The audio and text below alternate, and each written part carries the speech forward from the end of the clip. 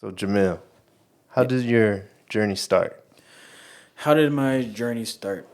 I would say even like from being a little kid, Mm, I remember times where I'm just like in the back seat of the car when parents driving to church and just there's songs playing and I'm like trying to harmonize to the songs before I even knew what harmonization was. And then I got put into a church choir at one point. That was only for like maybe 2 years or something like that. I was like, this is cool. But I didn't think anything of it. But then, once I got to like middle school, like fifth grade, that's when like I actually started with music. Started playing trumpet in fifth grade and all the way through high school. And then that's when I started picking up more instruments and then recording and then writing and stuff like that. It's a very short synopsis of how it started, but that's definitely where it started. Was way early then. that's good. Yeah, All the way from childhood. I don't know. It was like it was just in me, Like I was just singing all the time, and I always just listen to music all the time. It was just that one thing that just was a constant that I always liked. And after high school, what did you do with it? What did I do with it after high school? Well, in high school, that's when I started actually writing music, and then I went from high school to college to go study music at University of Texas at San Antonio, and then just lots of writing. Then I spent most of that time just working on my skills of writing the music, and then also becoming a better performer as well. And then while I was doing that, then that's also when I started doing gigs as well. So that was also performing and making me a better performer alongside being a great composer as well, trying to make the two happen. Nice. Where would you get gigs, or what kind of gigs would you get to do?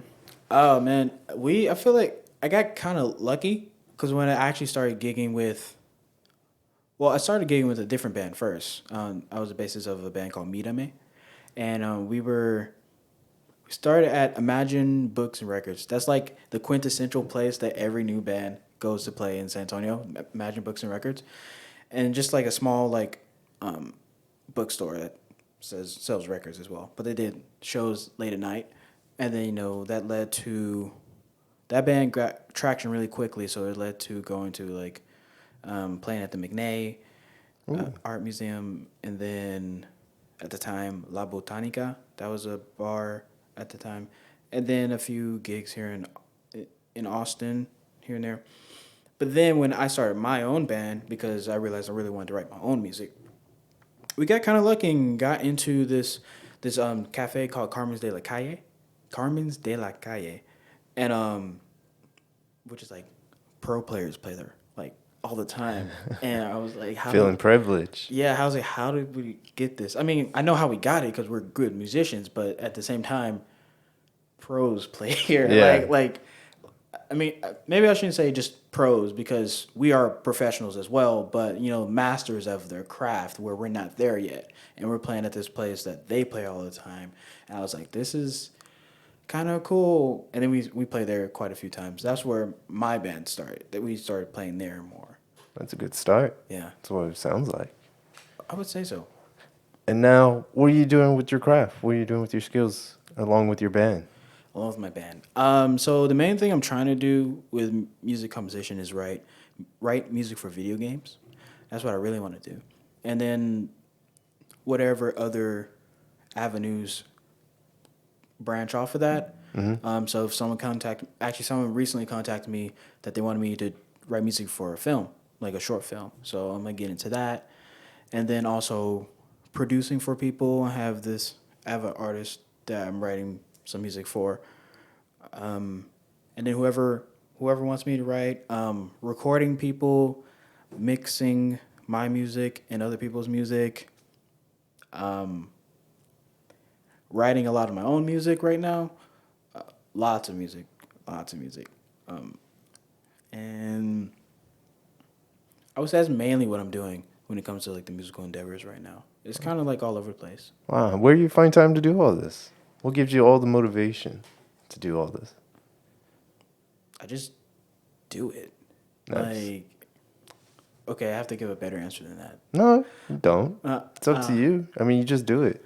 I mean, yeah, it is just I do it. It definitely there's a strong habit there. It's just a habit to just write. One, because I like it, but because I've done it so much, it's literally habitual. Like I'm just like, oh, I'm gonna write something now. And I don't know. I just spend countless hours. Maybe it's like sometimes I go way late into the night. So I guess that's where the motivation and time is. Is like I'll be like I used to be up to like 2 o'clock in the morning just writing and recording and editing and stuff like that. I'm realizing I can't do that all the time, but that's what I would normally do. Yeah. It sounds like you're developed great habits over the years. I mean, writing up to 2 a.m., there's nothing wrong with writing up to 2 a.m. Why can't you keep doing that? Sleep schedules, lack of sleep. 5 hours, 4 hours of sleep every night. I'm young now, but it's going to catch up. So is this your only source of job, or do you have something else that you do on the side as No, well? so music is not full time yet. I want to get to a point to where it is full time, but it's not full time yet. Be the dream.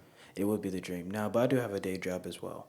I'm just working at a music store right now as my day job, and then gigs and whatever other stuff comes afterwards.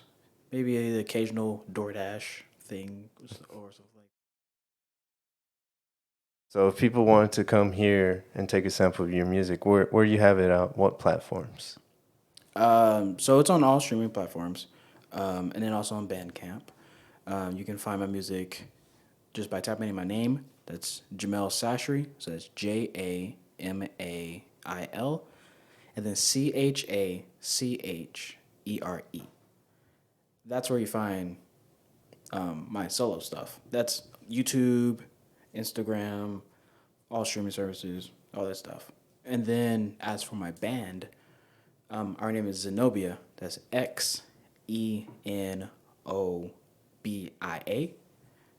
And then our social media handles are Zenobia Music. Excellent. What would you say was some of your highest and lowest points so far that you've experienced during your craft or in your life? Highest and lowest points. I would definitely say the lowest point was pretty recent, just like 3 weeks ago, Mental health is very important. And if you're not conscious of it, you can go into some really dark spirals. And that's where it was a few weeks ago. It was just super dark headspace, and I felt like nothing could get me out of it. Basically, felt like a crisis, honestly. I needed just a few days afterwards to recuperate, but that was definitely one of the times. And then, that kind of also happened like senior year of college, like I didn't want to be there, didn't want to talk to anybody, kind of hated everything. I had talked to maybe through like total of 10 people regularly throughout every single day. That was a pretty dark time too, yeah. But Why? Why was it why was that? just somewhere you just felt like being somewhere that you didn't want to be? You just felt unwanted there? Or somewhere you... It wasn't that I felt unwanted. It was more of just I knew deep down it wasn't the place for me. I felt like You felt like you were wasting your time. yes, I felt like all the information that I needed from college, I got it from the first 2 years. And junior year and senior year was just a chore. I knew I should have left at the end of sophomore year, but following other people's expectations from like everywhere, professors, friends, Yeah, it's hard. everybody. It's hard. And like I couldn't separate the idea until we got to the end. I almost left, but I ended up finishing. But yeah, I was just in an environment I didn't like anymore. I mean, don't get me wrong, I liked the people I was that I was actively talking to, but just like I just do not want to be in that environment anymore, and I felt like I was just wasting a lot of time and money, definitely money. Feel you on that pain. You were trapped in everyone else's expectations of what you should get done in life. Yeah, I all my questions could never get answered as well. You know, I asked multiple people. I was like, "Hey, what? How is this degree gonna land me X, Y, Z, and or how is this paper itself going to lead to something else?" Not a single person could give me an answer. That's your job. It is my job, you know. It is my job, yeah, and like I got into it, so I got to figure out how to make it worthwhile, you know. But like I said, it's my job.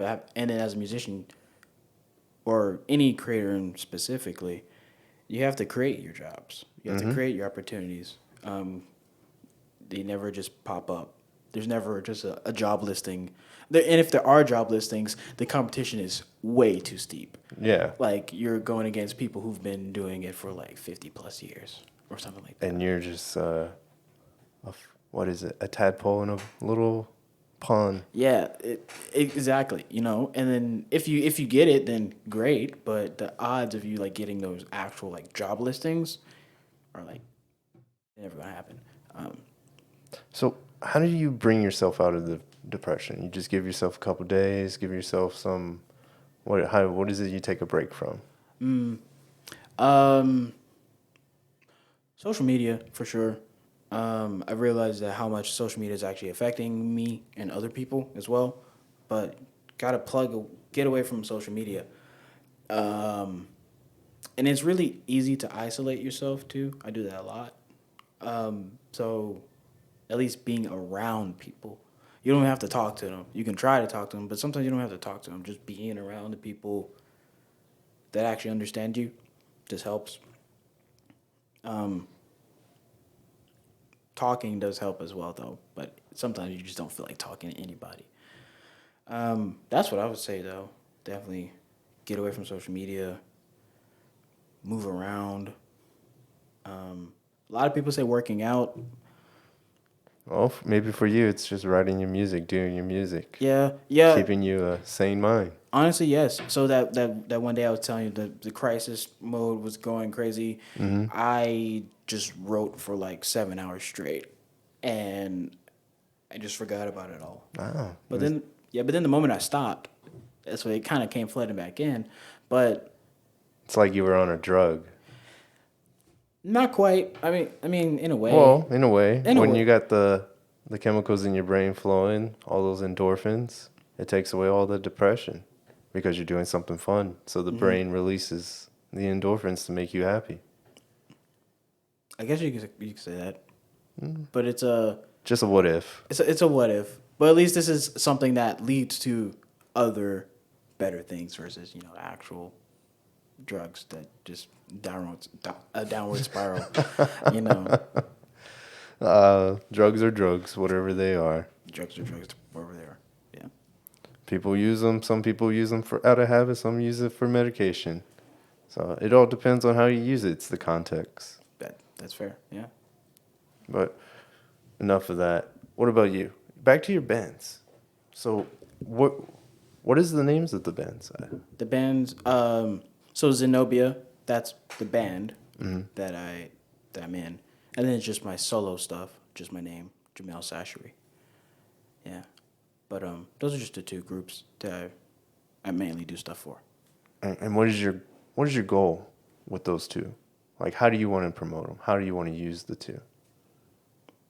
How do I want to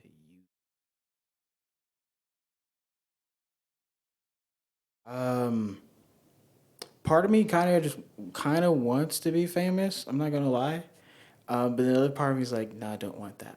But I do want to maybe we find the middle ground of just recognition.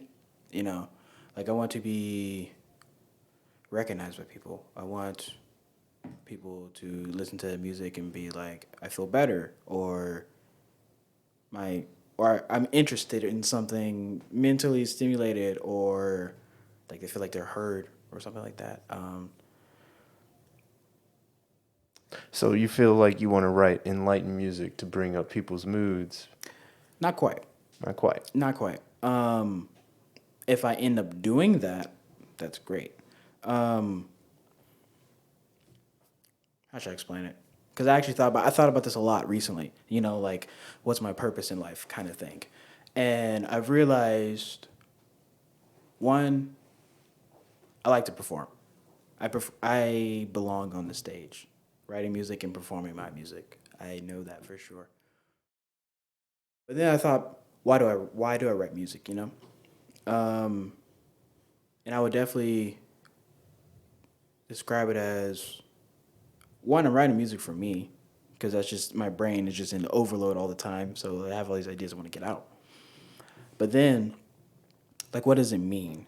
You know, I write music for the people who think too much, who feel too hard, who can't shut off their brain, whose emotions are kind of like out of whack sometimes, who feel like they're misunderstood a lot, who want to be heard. Um, I write music for those people because those people are me. You know, that's so. And when I was looking to writing lyrics, there's this advice. They said, don't be afraid to be as vulnerable as possible because there's always someone going through the exact same thing that you're Mm-hmm. going through. And I was like, okay. Or something worse. Or worse, or worse. So I'm trying to take that to heart, you know, really lean into that. And if I heal someone in the process, that's great. If someone feels like someone actually understands them, that's great. If it feels like it leads them to want to go talk to someone about something because they're having whatever existential thoughts, because that's what I write about sometimes, that's what I'm thinking about all the time, then great, you know. You want, it's like you want to help people open up their hearts to one another. Yeah, I guess that would be a better way to condense it, you know. Yeah, open up your hearts for different perspectives, different thought processes, and learn from it. It's beautiful, man. Yeah. Because I really, like you can tell, it comes from like your heart, your soul, Yeah. because that's what you want to do. It's how you want to. Because, like you said, it's a little selfish because you write music to help uplift you and bring you up. So now you're trying to do that for everyone else that hears what Mm-hmm. you compose, what you make. Mm-hmm. So not only do you write songs, what else do you do? What else do I do? I'm working on that right now, actually. Because I used to always just identify as I'm a musician, but I was like, that can be boring sometimes. But recently, what I've been getting into a lot is Muay Thai. Ooh, So I've been training Muay Thai a lot recently. Um, I like it a lot. For people who know me, I talk about it a lot now. There maybe too that's much. good. No, Yeah, but share what you love, so that way you know what you like to do. yeah. So Muay Thai for sure. Um, Video games. What kind of video games do you do? Console, PC, and which console? I did PC for a while, but I like consoles better. Simply for the plug and play. Mostly Nintendo consoles. Um, Single player RPG style games. Platformers. Um, Story driven games. I really like games with stories. All Drawn the to. Final Fantasy ones, then. Well, I haven't played many Final Fantasies, but more like every Zelda game, Okay. like stuff like that. So you mentioned earlier you want to do music for video games. What kind of video games would you like to do music for? Good question. Um, Also story driven games, um, racing games. Like if you put me on in the future Mario Kart 12, like that would be like my ideal one of my ideal games to score for it. You know that the whole jazz fusion, all racing games just work well with jazz fusion music. So I think I would work well with a racing game. Also like platformers as well, like Sonic Mm-hmm. or Metroidvanias, like this game called Hollow Knight, Ori and the Blind Forest. Those are also story driven games though. But yeah, very much narrative games and just fast paced. So like fight scene musics or battle scenes or I mean, I could do that for sure. I probably would like it as well, but I wouldn't want that to be like my main thing. You know, like Dark Souls, that's just all fight music. I I wouldn't be into that. But like a game that has a story that leads to that fight music, like in the end, like a boss or something. journey music. Yeah, that would be cool. Nice. That's great. But you were saying about how music writing and just mixing people's music and even writing other people's music has become like a habit for you. How do you describe like the music process for you since all of that is like become like a habit for you? Like what is, let me rephrase that. What is your music process? When it comes to composing, I always improvise first. Like I just have like my phone, just set it right there, hit record. I'm just messing around. If I have lyrics in my head, I guess I'll sing them. But it's literally most of the time just like messing around on a keyboard or guitar. And after that, I just listen to it, or I know exactly which part was the coolest part, so I go back and listen to just that part, and then I'll take the audio file and then put it into the computer to where I can manipulate it or at least have it as a quick reference. And then I think what instruments would go well with this, what kind of style do I want it to be, what kind of drums do I want? Do I want acoustic drums? Do I want samples? Where do I want to start? You know, usually I might start with a chordal instrument like a keyboard, and then drums afterwards, and then like a bass line, and then finish it off with a melody. If I'm writing something vocal, I have the lyrics written out first, and then I try to tweak them accordingly, and then based off what the lyrics are saying, what music do I hear in my head, and then start recording the chords from there, and then the bass and the drums and all that. And then you just clean it up, mix it accordingly, and then export it. Sounds like you got it down tight. No wonder why it's a habitable. Yeah, it's pretty quick, and then also you just learn all the shortcuts on the keyboard. I just know like I know how to get there, and like some things that takes people like an hour, it takes me like 10 minutes. Just simply because I just know how to do it quickly. Pretty crafty, man. Yeah, I would probably I would say so. Well, no, that, but I've also seen some of your Instagram videos, like where you're like playing two instruments at the same time. Like, so what, did you learn that how to edit as well, video edit as well? Yeah, so the video editing came into play when I was working on my YouTube channel. I was very consistent with it, like I guess 3 years ago. I've kind of gone off the ball with it, but the editing skills came from doing weekly covers of video game songs, one man band things, like 6, 8 tracks of different instruments, and trying to do that all in a week. So writing the arrangement, recording the arrangement, recording the video, editing all the audio, mastering it, YouTube thumbnails, captions, all that, just in the span of a week, and just constantly just doing it every single week, just going hard, and that's also how I get better at a lot of things. That's exactly what my process. I just kind of just go hard until because I'm really stubborn, and so I'm gonna just go until I figure it out. But also know if I hit a wall, I just need to go to sleep and then hit it the next day. But yeah, that's where the video editing came into play was with the YouTube channel, for sure. And then just take that towards social media or whatever media that calls for it.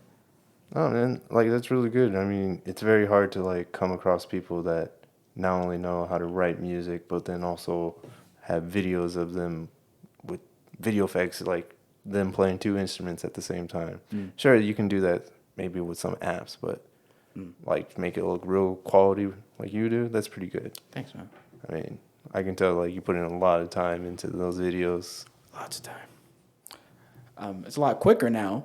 Oh, But before, with time it always comes. yeah, but before it was Nightmare. it was hard. And then then working with a underpowered PC that would like choke up every time I needed to do stuff. So I had to like learn how to lessen the CPU load so I can process those things and then process those and then I can process these and You make as pure as an image to record or sound or whatever you're recording. You make it as pure as possible so that way the edits are just smooth. Exactly. I definitely would say like that limitation has also made me better because man, the computer I had was like an i3 processor of 2012, 4 gigabytes RAM. No speed at all. Well, not meant for Not music meant for editing any of this or stuff. video. So I was like, how can I make this super underpowered computer do all my crazy ideas without compromising all my crazy ideas? And I made it work. And that's what smart people do. Smart people figure out a way how to get from A to B no matter what. You have to, you know? You know, to do what you want to do. Yeah. Only you know how to make the vision you want to create. It's 100%. So you were saying earlier before the podcast that you're not originally from San Antonio. Yeah. That you're from Conroe, Texas. Conroe. Yes. How long have you been here in San Antonio? It's been about 6 years. And during the 6 years, how have you found San Antonio? How have I found it? Yeah. Like, what do you mean? Exactly. Every aspect, whatever. Just like what I like about it. Growing up, what you like about it, what you don't like about it. What I like about it is that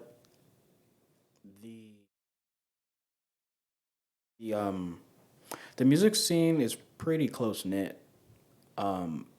It's not like a huge music scene, but for who is actually active, a lot of people know a lot of people. And then also a lot of people talk to a lot of people. And I could work in, not just in your favor, but in other people's favor as well. So it's really connected that way. The food is good. There's lots of good food here. It's really hard to not find a good restaurant. What do I not like about it, man? Public transportation sucks. It really does. Because I had to do public transportation for 4 years before I finally got a car. But public transportation is not good here.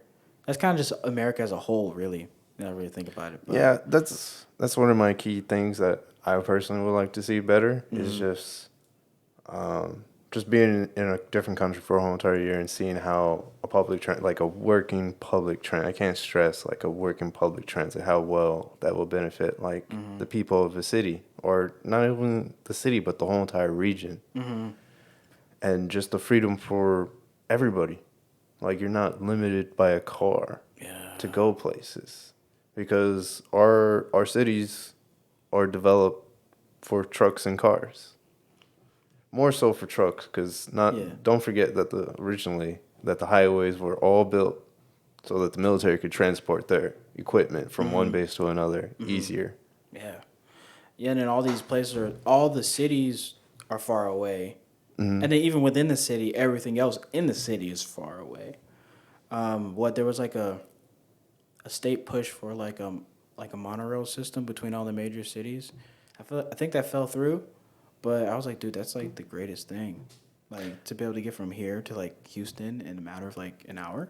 Well, if it falls through because people are heavily influenced by their cars and with their cars and with their trucks, and why do I need public transport when I have my own vehicle? I'm like, well, if you want to sit in traffic that is slowly coming to a crawl, like what I experience sometimes coming home through Selma shirts it's a nightmare. You're like crawling through there. What should take like 10 minutes to get through that part of 35, it takes like over an hour. It's ridiculous, especially if there's like an accident on that part of the highway. And there's always an accident. Yeah. There's always an accident. So, and then people are all like, why you want why you want public transit? To reduce traffic on the highway.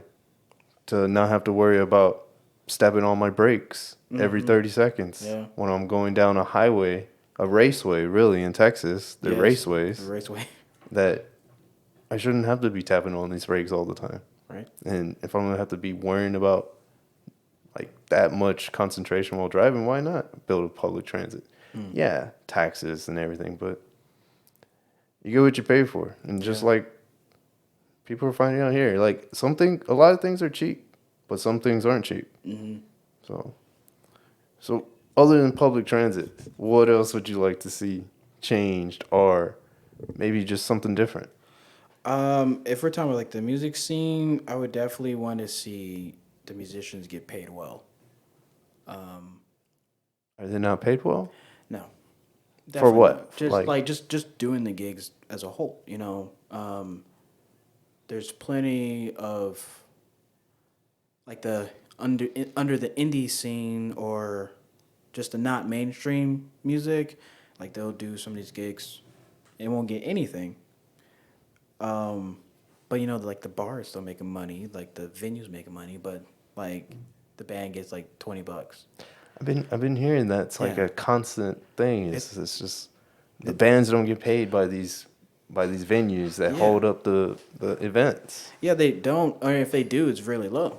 And then there's also some people who can be shady as promoters as well, and also withhold funds by either not giving you the funds or not communicating well on what was actually going to happen. So that happens here. That's not really a city thing. That's just like a person to person thing. Business. That's a business thing. Business overall. I do know some musicians who will do like, well, we start talking about rates here, but they'll do like a 4 hour gig and make like $50 per person. And that, as a musician, especially as someone who studied and finished like actual musician's course, like through college, I was like, that's really low. How am I going to pay off this debt? Right, exactly. How am I gonna pay off this debt? And then, I mean, like I get it. To a certain level, it also is based off of your individual skill level. So, like, if you're a really killing band that has the notoriety to ask for higher prices, that's just competition, man. Yeah. But I also know good musicians who don't have the notoriety who are taking like these long gigs or whatever, and they just don't make much. And that's like every venue problem. I mean, I've come across a few venues that pay people very well, but that's not the norm. So I would definitely say, as a whole, and maybe it's not a venue question. It's a city of San Antonio question. It's a Texas question. It's a government music grants for local musicians question or something like that. I don't know politics. I don't know how, everyone works differently and everyone has to run their business how they run their business. You do what you got to do. But at the same time, all parties are benefiting. So why not make it relatively equal, Yeah. Do you think the way current events have been playing out, do you feel like going out to such events could be a risk? Because it seems like everyone has a gun. Everyone can't control themselves with guns, given that Austin over the weekend. So you mean like just political climate? No, wise, not political. It's not political. Or just safety concerns? Is that Just what you mean? safety. Safety concerns? I mean, I'm not worried about it, but it also depends on where you go. Because, what is it, in Austin, 6th Street is a very poppin' place. Mm-hmm. Not everyone who visits 6th Street has good intentions for the world. And how do you fix that? I don't know. That's a government issue or community issue. I don't have those answers. I'm not even going to try to. I'm not qualified to even touch on that subject. I'll talk to someone about it, but I'm not going to try to even offer answers because I'm the least qualified person to give the answers. But how do you feel about it? How do I feel about it? I know you got no worries, but it's gonna be a thing. It might happen when you're doing a gig. It might happen. Like, I guess in a certain way, you gotta do your own due diligence. Like, what venue are you playing? Where's the location? What's the crowd like? What's the bar like? How does the staff interact with those people? Not everyone thinks about these things. They're just like, oh, there's a gig. Okay, I'll show up. And then sometimes I don't think about it. I went to this bar just to go to the bar just to like try to talk to random people. I don't really drink. I was just gonna go see what it was like. One down the street, it was like a neighborhood bar, super chill vibe. And then I went to this other one. I was like, I do not belong here. I need to leave. This is something could pop off, and that's also me not doing my due diligence. Like, this is not a place to be. So for example, the thing that happened on the 6th Street of Austin, my question would be like, what venue was it? Where was it? It wasn't even at a venue. Which part of 6th Street was it? I don't know. Man, you Like, got a lot of questions. I do have a lot of questions for someone who's not worried. But It's like you be the person. So like they're arresting a 6-year-old girl. Like, well, what did that 6-year-old little girl do? Well, what crime? Did she do something wrong? Why is she getting arrested? No, that's great. That's a great perspective to look at it. I mean, I probably would be that person. Like, why is she getting arrested? Like, what? Like, why is this? What? I ask questions all the time. Oh, that's great. And I feel like that opens avenues to answers, because every question needs an answer. We can question everything. I can question why this is purple, and you probably give me a really good reason to why it's purple. And be like, okay, that's cool. I love purple. That's a good reason. But oh man, but I kind of went on a tangent with that. But No, that's good. I don't know. I do kind of frequent the same places of where I do play. I'm not, but I definitely do at least look at like where it is and the time of day. Yeah. For me, it's just a growing concern because I just see it getting worse and worse and worse. Yeah. I don't look at it in a political manner. I just look at it like, why is it happening more? Yeah. Like, what is going on that we are doing to ourselves that is causing this craziness? Yeah. Because it's truly crazy, in my opinion. It is, and like you can't just go out and have a fun time without having someone else ruin your day. Yeah. Like, it's weird. Why would you want to go out and ruin people you don't even know's lives? Exactly. Like, although I said I'm not too worried about it, at the same time, I am. By asking all those questions, in a way, I am worried about it by just asking those questions. But so, if you were going to go back, or if you were capable, instead of telling your younger self, what would you ask your younger self to do or of? ooh, that's a better question. Don't tell your younger self. What would you ask your younger self? I would ask my younger self, what are you afraid of and why are you afraid? Because I know my younger self is not going to be able to answer that question. But also because no one asked my younger self those questions. Why are you afraid to go walk up to whatever random person and start a conversation? Why are you afraid to do the thing that you want to do and not worry about other people's expectations? What are you afraid of and why are you afraid? That's what I would ask them. And how would you answer them today? How Can you answer them? Can I answer that today? What am I afraid of? Would be the things I'm afraid of aren't even things to be really afraid of. Like the whole going up to whatever random person and talking to them, no matter what the situation is, that's just a fear of rejection, that they will reject who you are as a person if if it doesn't lead to a conducive conversation between two people. But in the end, that doesn't even matter, you know. Like, Yeah. if it's not a good conversation, then that means they weren't the people that you want to be around in the first place. Yeah, and also you don't even know what the other person's going through. They could have just been short with you because maybe they have something going on in their Exactly. life. Yeah, I have to tell myself it's not the world is not only how you perceive it. Yeah. You know, just because I perceive something some way doesn't mean someone else perceives it some way. Just because I thought it was awkward, that other person might think it's endearing or something like that. You Yeah. know, like And someone may find it like shell shocking. It all yeah, depends on their yeah, perception, on how their day's going, how they are as a character, how they grew up in, even.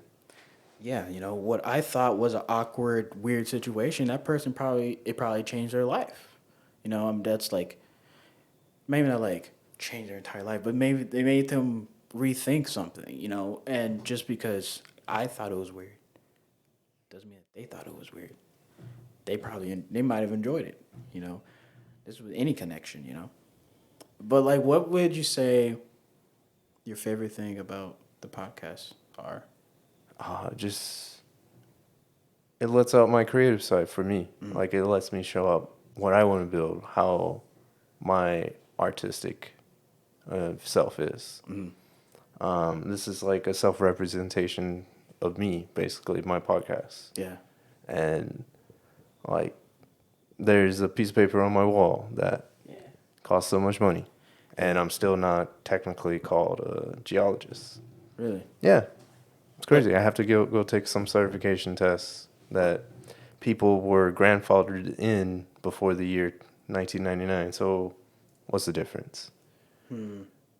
Like for me, it just seems like another thing. Like I have to pay to the government or pay to my society just to be recognized.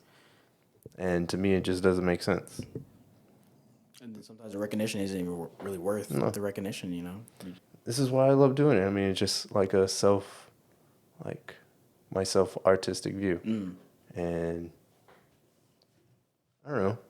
I like doing it for me. And if something becomes of it, something becomes of it. But I like doing it because also it promotes people. Like it gives you an opportunity to like show people like that don't really know you. Like, oh, like here, our client, a future client, like this is what I've talked about. This is what I do. Like this is my process. Like I talked about who I am on this podcast. And that's basically what I want to do. I just want to help people like bring a different side to them to show to people. Because it's one thing like what commercial ad or you could write a bio about yourself, but what would be better than a bio? Just you explaining yourself on a podcast. Yeah. So that's why I like to do this. Yeah, because sometimes words fail you. Like just text. Like you can't convey emotion, you know? But if someone said the same exact text in a video, audio format, whatever, he's like, oh, Yeah. that's, oh, Context is everything. context is everything. It can make a bad scene good or a good scene bad. It all depends. Like every video on social media is just like a small snippet of something that was way bigger, Yeah. you know? I honestly, when it comes to like social media and even like FM radio music, I feel like someone's just pushing like a mood on society. Like there's just this mood that society or someone wants society to have. And when you're just playing like these same kind of music over and over again on the radio, I'm just like, why are you trying to make people feel bad? Like feel like they don't have enough. Yeah. That's the crazy part. How some of these songs are written and played on the radio as much as they are. I feel like we can get into conspiracy theories about that, you know? Oh, you have the same thoughts. Yeah. I'd love to hear. Yeah, like, I mean, I'm not a conspiracy theorist. That's not what I meant. But No, like, these are just my own crazy thoughts that I have to myself. yeah, but like, it's valid because you know I've been rethinking just how I live my life. You know, as an American society, we live very materialistic lives. We Indeed. compare ourselves to everybody. We want to get more and more and more. But where are we getting that message from? well, we kind of get it from our friends, but where did our friends get that message from? The songs that we listen to about sex, money, drugs. That's like every song on the pop radio. Every now and then you might hear something that's not about that. It's actually kind of wholesome, but it's always those three. Oh, and love. Love. I'll put love first. It's really easy to write. Tragic love, I think. It's really easy to write a happy love song and a tragic breakup song. Because those are like the extremes of human emotion, and it's really easy to write the extremes of human emotion. It's really hard to write in between, like melancholy and contentment and stuff like that. But like, I can tell you about me being angry really easily. I can tell you about being happy really easy as well. But yeah, so it's like that's a message, and then also social media, like you said, there's certain things that get pushed. When a negative thing happens, it constantly comes at you every single day. It gets more like it's amplified at you. Amplified. That's definitely the word. Amplified for sure. And then you can probably even go higher to like, I don't know, like how much of this is influenced by the government itself too. I'm not going to get into government conversations, especially over podcasts, but like, like in a certain way, we don't know how much. I mean, just take away from the government, just people in general, everyone in the world. We don't know how much each person really influences us. We just kind of live, and then they just influence us. So I feel like United States is living in a bubble. It doesn't realize that the world, in some categories, but it thinks that it's still on top of the world, still ahead of the world. In some cases, falling behind, and we're already falling behind in some categories. yeah, And I just feel like public transit, just being one of them, like a developed country such as ours, as much as we say we're United States is a developed country, there's other countries that's just like, wow, this is development. This is a public transit. yeah, This is healthcare. yeah. I'm like, well, yeah, we're a bigger country. What about it? I'm like, we can't apply that. Yeah. Like, we've just gone so far down the rabbit hole. This is what we're stuck with. We can't make any changes. It's just crazy to me. Arrogant people don't know how to make changes.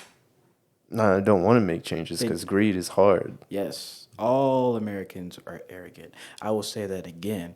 I mean, all Americans have some level of arrogance. Even like the least arrogant person is more arrogant than someone else in a different country. Oh, yeah, they said I was very cocky, though. They said I was very cocky in Australia at the job I did. But I never got any complaints. I mean, like it can serve you in certain ways. Yeah. It definitely can. But yeah, it's like you're a chill dude. It seems like you know what you want to do, why you want to do it, and you enjoy doing what you're doing. And you seem like you have a lot of competence to whatever you want to do. Some people they might consider that arrogance in another realm, or just extreme confidence, But there's like a fine line between extreme confidence and then arrogance, But yeah, like the fact that people in a different country thought you were cocky, but people over here would probably think you're normal or whatever. Like, Oh, you just put it in the work. yeah. Yeah, you're just putting in the work. You're just working hard. But people, they're like, what? They're like, what are you talking about? To deliver my part, my end on that project, for me was meaningful. It was like I was giving something to that community that I was working for. Yeah. And I think that's like one of the things that a lot of people find hard in day-to-day life is just finding something that gives them purpose. Environmental wasn't something I went to school for, technically. It's something I learned after I got my degree. I mean, I went to school, studied geology, study of rocks. Got in the oil field for that, but then I got out because I didn't like the oil field. Got into regulating and compliance, which is environmental in a way. And then that's what it just like led me from there. And so I kind of like go by the title environmental geologist, even though I don't have a PG, but I have the knowledge and I have the capabilities to do what most people can do, basically, in these professions, these career paths. Sometimes I get bored with it just because monotonous routine of doing the same daily habits. And that's why I love doing podcasts, because it's just another outlet for me, another way to express myself. So, yeah. Yeah, when you get into the monotony of the same thing over and over again, it's like time stops, but in the worst way possible. I guess there's like two ways time feels like it stops: when you're doing something you absolutely love, and then when you're doing something you kind of hate.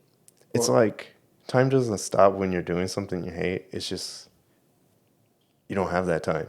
That time's gone. It's just a missing time in your life because you're doing something that it's just becomes so repetitive to you and not fun. You're just like you're not there. You're just in automatic mode. You're just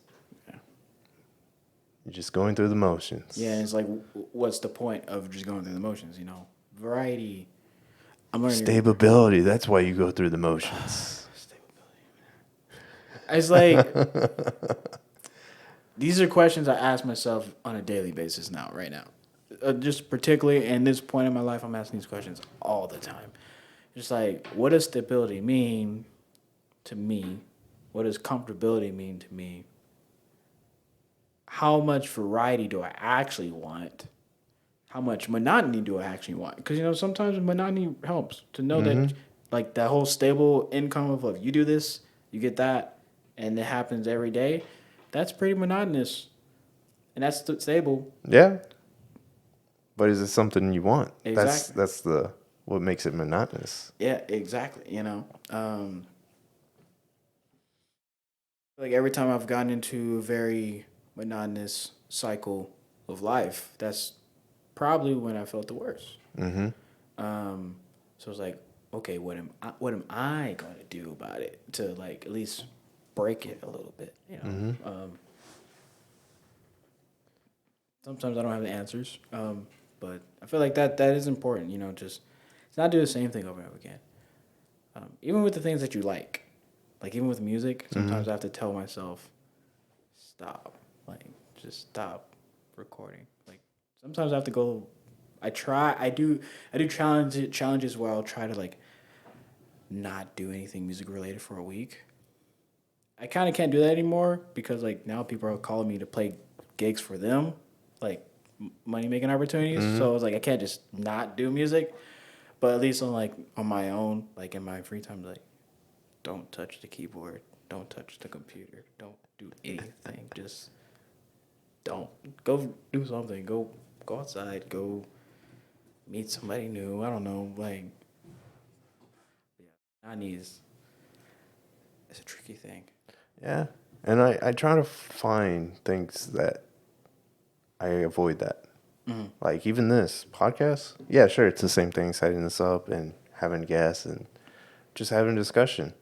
Trying the best to have a discussion, but the great thing about this is it's not always the same person. It's just me, but that's not a big deal. I can always change what I say and what I act. It's how to get the other person how to open up and talk on the mic, and that's what I enjoy doing. And I think that will never change. Yeah, I guess the routine part of setting up is monotonous, but that in the middle of that is going to be something completely different. Oh yeah, it's going to be fun when you're doing it. It's like setting up for a football game. Yeah. Get all the equipment, get all the field ready, and then the football game is an exciting thing of the day or for the weekend for a lot of people. That's me. This is my football game. Yeah. And it's a different game every time. Oh yeah, and it's fun. It's fun. I hope you had a fun time on here. You want to do any shout outs for anybody? Anybody you want to give a due credit to, or just say thank you for being in my life? Yeah. Guys, get all the people in my head. Well, thank you for having me on the podcast. This Thank was you. a really cool discussion. I always like going super deep. Oh, I'd love to Yeah, have it's you like- back on. Yeah, Down dude. the road. Yeah, dude, we can talk about a whole bunch of stuff, you know. But you know, thank you for this. Thank you for all my family members who've supported me the entire time, and even when I don't reach out, they reach out to me. You know, the friends who also keep me accountable and reach out to me as well. My bandmates, like I play with some killer musicians all the time, and they also keep me accountable as well. There's so many people to thank. There's so many people I've met. You know, like I feel like the list could just go on forever. Just whatever comes to your heart and mind. Yeah. I feel like I'm gonna keep the list to that. You know, at least for now. Well, thanks to you. Thank you for all your wonderful comments about me. I love it. Thank you so much. No problem. And I'd love to have you on again. Just let me know when. I'll Awesome. come by.